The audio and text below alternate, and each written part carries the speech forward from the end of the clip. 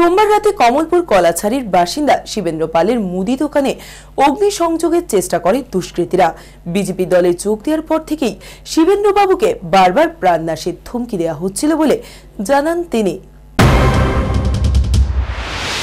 সোমবার রাতে বিজেপি দলে যোগ দেওয়ার অপরাধে কমলপুর আমবাসা সড়কের পাশে ১ নং কলাছড়ি এলাকার বাসিন্দা শিবেন্দ্র পালের মুদি দোকানে অগ্নিসংযোগের চেষ্টা করা হয়, কিন্তু আগুন ঠিকমতো না লাগায় দোকানটি এবং দোকানের পাশের বাড়িঘর নাশকতামূলক অগ্নিকাণ্ড থেকে রক্ষা পায়। মঙ্গলবার ভোরে বিষয়টি প্রত্যক্ষ করেন এক পথচারী। দোকানের মালিক শিবেন্দ্র পালকে খবর দেন।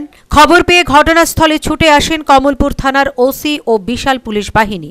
পুলিশ জানায় ঘটনার তদন্ত করা হবে এবং আজ থেকে সেখানে পুলিশি প্রহরার ব্যবস্থা করা হবে বলে জানান থানা কর্তৃপক্ষ।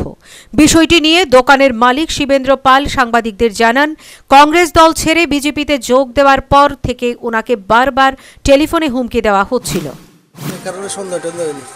না, আমার কারণ সন্দেহ হয় না। আমার একটা ধারণা হইতেছে, এটা আমি দীর্ঘদিন ধরেই আগে কংগ্রেস সমর্থন করতাম, এখন বিজেপি সমর্থন করি, যে কারণে এই ঘটনাটা হয়েছে।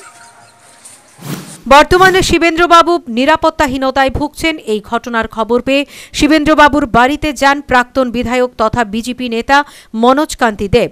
এই ঘটনায় কলাছড়ি এলাকায় আতঙ্ক বিরাজ করছে। Bureau report, news vanguard.